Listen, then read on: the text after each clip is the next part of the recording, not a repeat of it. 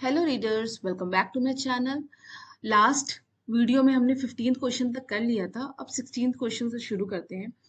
तो आज की वीडियो का फर्स्ट क्वेश्चन है, what is the amount of cardiac output. Cardiac output क्या होता है? सबसे पहले इस क्वेश्चन को डील करने से पहले आपको ये पता होना चाहिए कि व्हाट इज कार्डियक आउटपुट। ठीक है, कार्डियक आउटपुट होता है सीओ भी जिसको बोलते हैं, इस फॉर्म में भी आ सकता है कि व्हाट इज सीओ। ठीक है, तो what is the amount of CO. तो सीओ होता है, क्या होता है, कार्डिक आउटपुट होता है इक्वल्स टू, पहले तो इसका फॉर्मूला जान लीजिए। Cardiac output equals to S V into heart rate. H R मतलब heart rate. Cardiac output equals to S V. अब एस वी क्या होता है? What is this S V? S V होता है amount of blood pump by ventricle. V से याद कर लीजिए, वेंट्रिकल जितने अमाउंट में ब्लड पंप करता है उसको बोलते हैं SV. Cardiac output equals to amount of blood pumped by the ventricle into heart rate. अब जो वेंट्रिकल होता है वो कितने अमाउंट ऑफ जो आपका ब्लड होता है वो पंप करता है, दैट इज 70 ml। ठीक है, 70 ml क्या करता है, जो वेंट्रिकल होता है वो पंप करता है। और हार्ट रेट आपको पता ही, हार्ट रेट क्या होता है, 72 बीट्स पर मिनट। ठीक है, अब 70 इंटू 72 को जब आप इंटू करेंगे तो आपका आएगा, जो भी ml में आएगा उसको जब आप लीटर में चेंज करेंगे तो आंसर आएगा 5 लीटर। ठीक है, तो कार्डिक आउटपुट हमारा कितना हुआ, 5 लीटर। ये कार्डिक आउटपुट घटता बढ़ता रहता है, लेकिन जैसे नॉर्मल होता है ना कि हार्ट रेट कितना होता है, तो हार्ट रेट को हम 72 ही मानते हैं।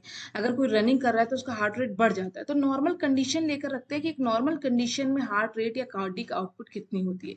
तो नॉर्मल रेट में कार्डिक आउटपुट क्या होती है, इसमें आंसर सही होगा 5 लीटर पर मिनट। जो एथलीट्स होते हैं या जो रनिंग करते हैं उनका ये और भी ज्यादा कार्डिक आउटपुट बढ़ जाता है, 22 लीटर तक भी हो जाता है। ठीक है, जो प्लेयर्स होते हैं उनका कार्डिक आउटपुट 22 लीटर तक भी हो जाता है। क्यों? क्योंकि उनका हार्ट रेट बढ़ जाता है, उनका वेंट्रिकल जो ब्लड पंप करता है वो बढ़ जाता है, तो 22-22 लीटर तक उनका कार्डिक आउटपुट हो जाता है। ठीक है, नेक्स्ट क्वेश्चन देखते हैं। Deficiency of which factor slower down the speed of blood clotting? Blood clotting पर की नॉलेज आपको होनी चाहिए, तभी ब्लड क्लॉटिंग से रिलेटेड क्वेश्चंस को आप इजीली सॉल्व कर पाएंगे। इसके लिए मैं एक वीडियो डालूंगी, उस वीडियो को अच्छे से देख लीजिएगा, आपको ब्लड क्लॉटिंग उसी वीडियो में ही याद हो जाएगी। ठीक है, तो डिफिशियंसी किस फैक्टर की होती है जिससे ब्लड क्लॉटिंग की जो स्पीड होती है वो कम हो जाती है? ठीक है, क्या होती है वो फैक्टर, क्या फैक्टर वो होता है? वो होता है कैल्शियम, पोटेशियम, आयरन या कार्बन। वो होता है कैल्शियम, क्योंकि कैल्शियम ही वो फैक्टर है जो जो क्या करता है, थ्रम्बोप्लास्टिन को क्या करता है, प्लेटलेट फैक्टर 3 के साथ मिलकर, थ्रम्बोप्लास्टिन के साथ मिलकर उसको चेंज करता है प्रोथ्रोम्बिनेज में, मतलब एक्टिवेट करता है प्रोथ्रोम्बिनेज को। और वो प्रोथ्रोम्बिनेज क्या करती है, एक रिएक्शन को मीडिएट करती है। वो रिएक्शन क्या होती है, वो प्रोसेस क्या होता है, प्रोथ्रोम्बिन को थ्रोम्बिन में चेंज करने का। ठीक है, तो इन सब के लिए क्या होती है, कैल्शियम की नीड होती है। ठीक है, तो कैल्शियम क्या होता है, अगर कैल्शियम की कमी हो जाती है बॉडी में तो ब्लड क्लॉटिंग की स्पीड भी स्लो हो जाती है। ठीक है, which factor is necessary for the synthesis of prothrombin. अभी बताया मैंने कि थ्रम्बोप्लास्टिन प्लेटलेट फैक्टर 3 के साथ मिलकर कैल्शियम के प्रेजेंस में प्रोथ्रोम्बिनेज को एक्टिवेट करता है। प्रोथ्रोम्बिनेज क्या करता है, प्रोथ्रोम्बिन को थ्रोम्बिन में चेंज करता है in the presence of calcium. तो क्या होगा, calcium is the right answer. ठीक है, next, the synthesis of prothrombin and fibrinogen take place in, जो प्रोथ्रोम्बिन और फिब्रिनोजन का सिंथेसिस कहाँ होती है, ब्लड, पेनक्रियाज, ब्रेन और लिवर। तो इन दोनों की, प्रोथ्रोम्बिन और फिब्रिनोजन की, याद रखिएगा इसको, बहुत इंपॉर्टेंट क्वेश्चन, इन दोनों की सिंथेसिस होती है लिवर में। ठीक है, इतनी बात क्लियर है? ये आप ना ब्लड क्लॉटिंग का वीडियो मेरा देख लीजिएगा, उससे आपको अच्छे से रिवाइज हो जाएगा। ठीक है, next,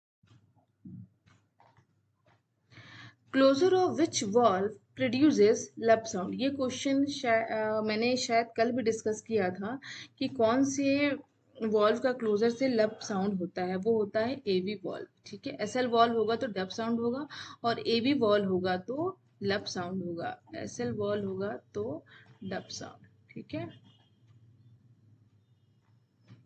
next, at which place T cell maturation takes place। T cell का maturation कहाँ होता है? T cell, जो कि हमें क्या, T cell का वर्क क्या होता है ये आपको पता होना चाहिए सबसे पहले। T cell फाइटिंग में, ठीक है, फाइटिंग में जर्म से या डिजीज बैक्टीरिया से, वायरसेस से हमें प्रोटेक्शन प्रोवाइड करती हैं। ठीक है, तो टी सेल क्या करती हैं, हमें प्रोटेक्शन प्रोवाइड करती हैं थ्रू एंटीजन। थ्रू एंटीजन मतलब एंटीजन मतलब वायरस, बैक्टीरिया, किसी तरह के जर्म्स जो होते हैं वो। ठीक है, तो इनका मैचुरेशन कहाँ होता है? इनका मैचुरेशन बताइए कहाँ होता है? स्प्लीन, थाइमस, थायराइड या किडनी। इनका मैचुरेशन होता है थाइमस में। अब थाइमस कहाँ होता है? अगर आप देखो नेक,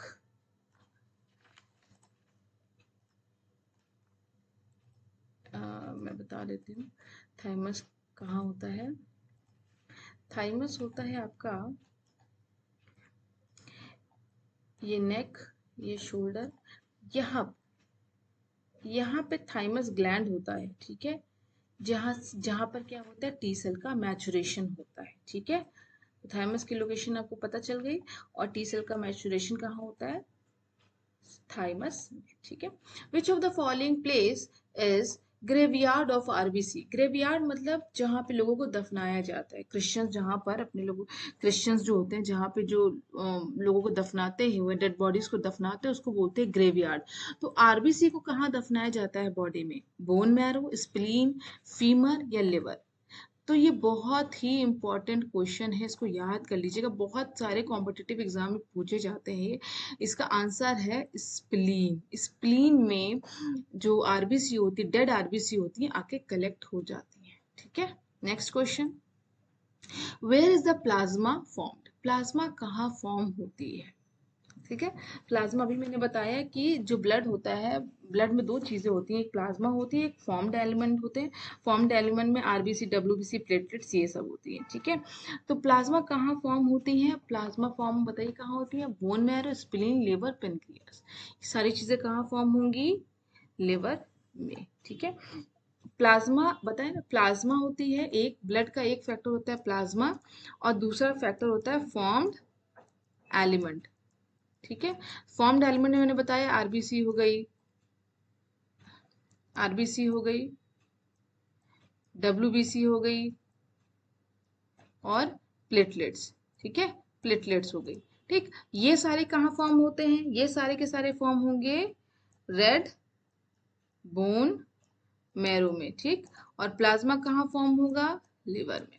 ठीक है, तो ये चीजें याद रखिएगा, बहुत ही बेसिक चीजें हैं, और इसी में कंफ्यूजन हो जाता है कि ब्लड के दो फैक्टर होते हैं, पहला होता है प्लाज्मा, दूसरा होता है फॉर्म्ड एलिमेंट। फॉर्म्ड एलिमेंट में होता है आरबीसी, डब्ल्यूबीसी, प्लेटलेट्स। ये तीनों चीजें आरबीसी, डब्ल्यूबीसी, प्लेटलेट्स फॉर्म होते हैं रेड बोन मैरो में, और प्लाज्मा फॉर्म्ड होती है लिवर में। ठीक है, तो इसका आंसर, जो करेक्ट आंसर है, that is liver. Next question, where is the formation of RBC takes place. अभी पीछे डिस्कस किया ना, आरबीसी का फॉर्मेशन कहाँ होगा? Red bone marrow, spleen, liver, thymus. इसका फॉर्मेशन होगा रेड बोन मैरो में। ठीक है, in which of the following cell organelles are absent. Cell organelles मतलब एंडोप्लाज्मिक रेटिकुलम, गॉजी बॉडी, जितने भी वो आपका गॉजी बॉडी हो गए, आपका एंडोप्लाज्मिक रेटिकुलम हो गया, आपके बहुत सारे और भी सेल ऑर्गेनेल्स होते हैं, वो सारे के सारे किस में एब्सेंट होते हैं? वो सारे के सारे किस में एब्सेंट होते हैं? WBC, platelets, RBC, monocytes. तो इसका सही आंसर है आरबीसी, क्योंकि आरबीसी का मेन फंक्शन क्या होता है?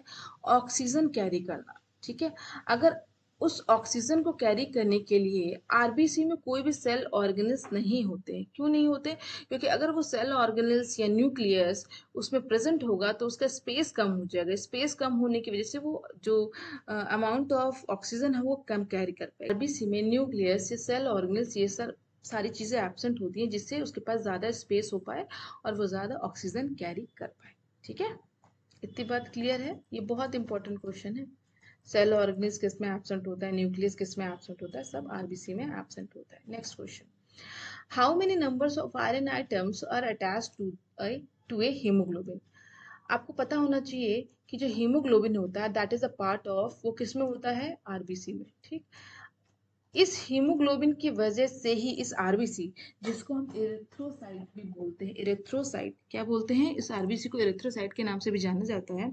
इस आरबीसी में होता है हीमोग्लोबिन, जिसकी वजह से जो आरबीसी होता है उसका कलर क्या होता है? रेड।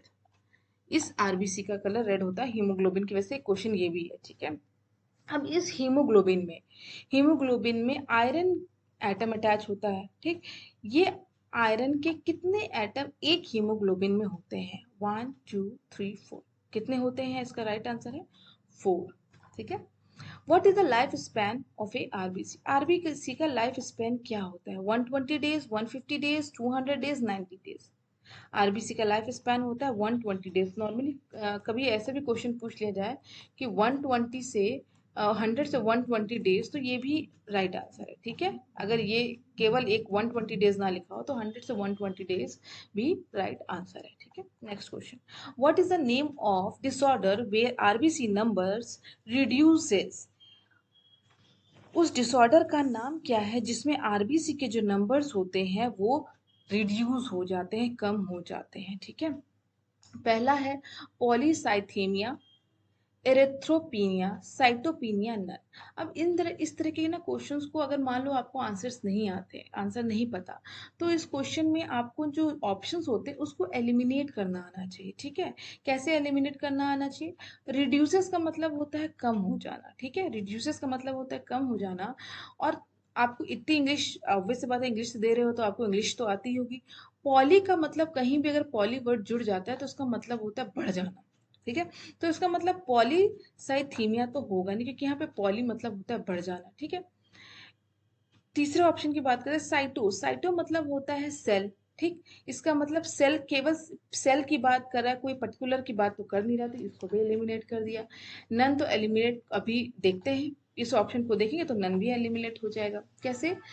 एरेथ्रोपीनिया, एरेथ्रो, आपको पता है कि आरबीसी का दूसरा नाम क्या होता है? एरेथ्रो, एरेथ्रोसाइट होता है, होता है।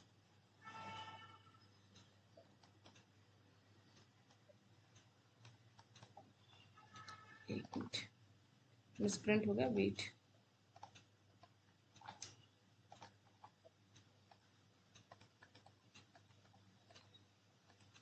हाँ, आरबीसी का दूसरा नाम होता है एरिथ्रोसाइट। ठीक है, एरिथ्रोसाइट इसका दूसरा नाम होता है, इसलिए इसी से पता चल जाना चाहिए।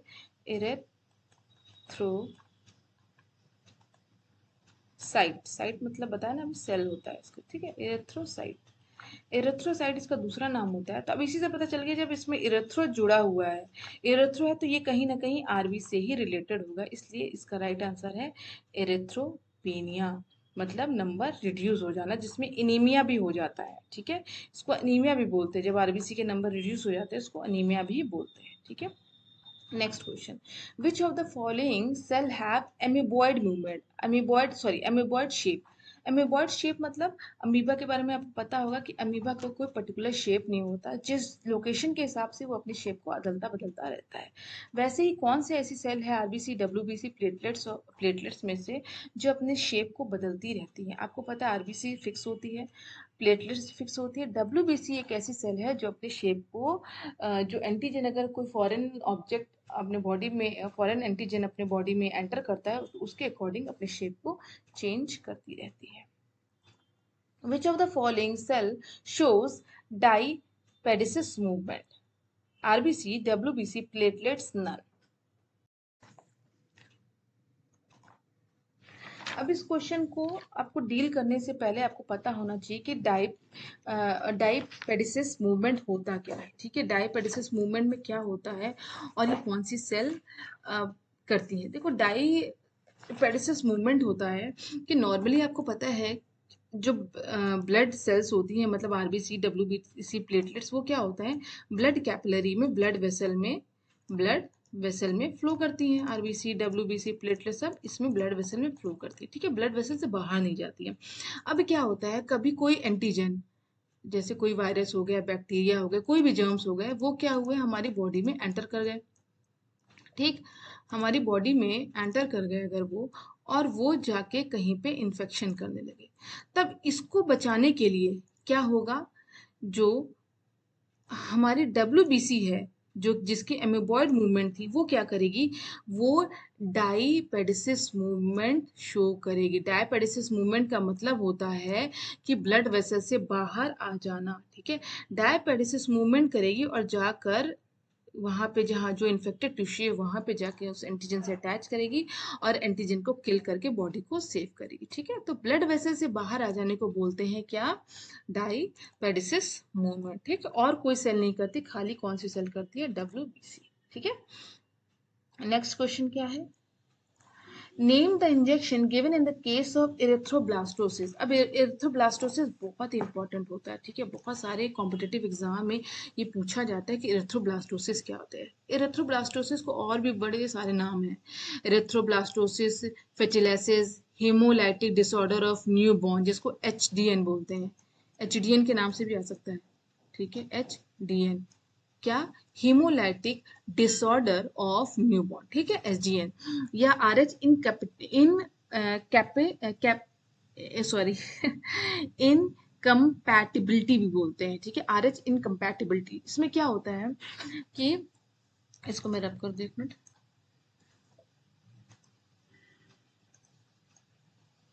हाँ, इसमें क्या होता है कि जो आर एच फैक्टर के बारे में सुना होगा कि आर एच फैक्टर क्या होता है। आर एच फैक्टर, ठीक है, ब्लड में एक फैक्टर होता है जो आर एच फैक्टर होता है।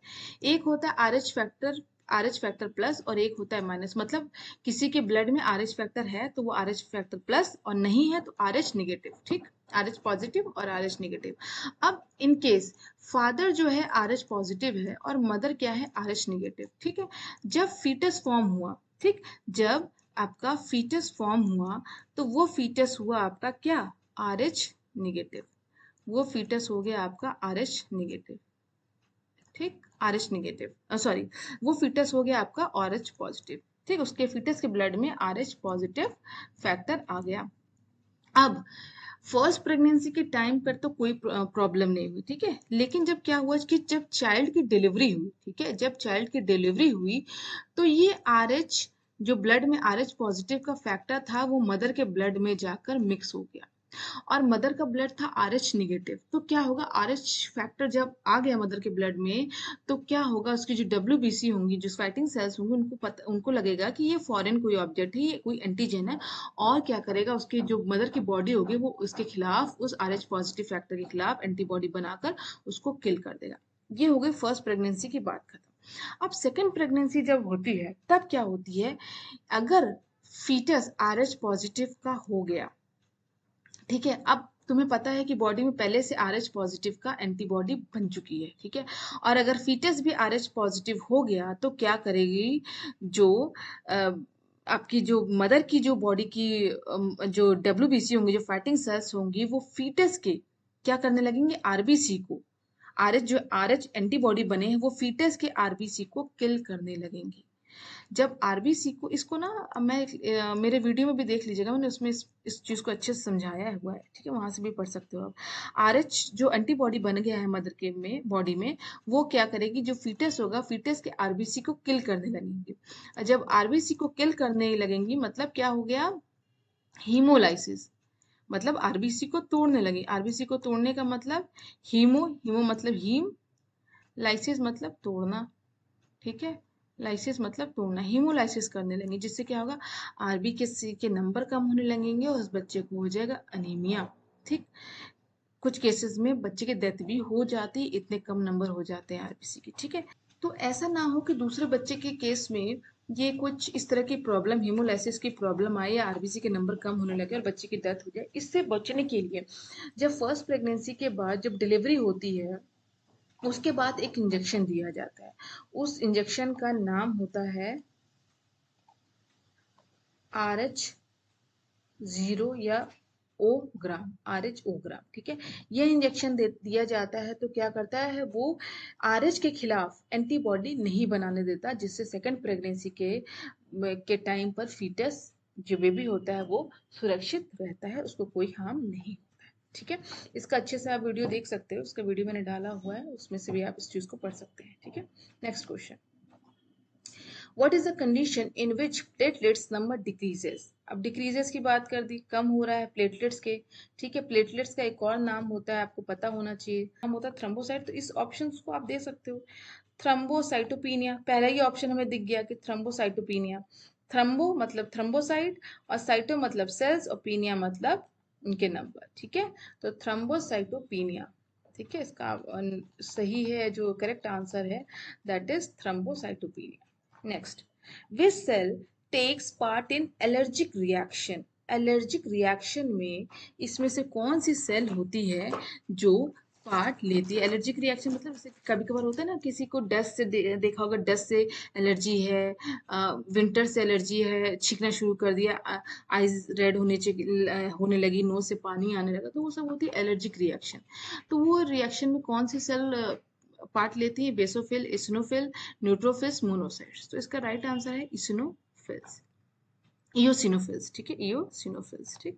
Next question, in which cell trilobed nucleus is present. Trilobed nucleus किसमें होता है, ठीक है, बेसोफिल, इयोसिनोफिल्स, न्यूट्रोफिल्स, मोनोसाइट्स। तो इसका राइट आंसर है ट्राइलोब्ड न्यूक्लियस होता है बेसोफिल में। बेसोफिल में ट्राइलोब्ड न्यूक्लियस मतलब ये सेल हुई, ठीक है। थोड़ा बड़ा बनाती हूँ जिससे क्लियर हो पाए, ये सेल हुई, तो इस तरीके का कुछ इसमें न्यूक्लियस होता है ट्राइलोब, 1 2 3 ट्राइलोब न्यूक्लियस, ठीक है। ये बेसोफिल्स में होता है। इसनोफिल्स में क्या होता है, इस इसनोफिल्स में किस तरीके का न्यूक्लियस होता है, इयोसिनोफिल्स में बाइलोब्ड होता है, 2 लोब होते हैं न्यूक्लियस में, 1 2, ठीक। इयोसिनोफिल में, न्यूट्रोफिल में क्या होता है, न्यूट्रोफिल्स में क्या होता है, बहुत सारे न्यूक्लियस होते हैं,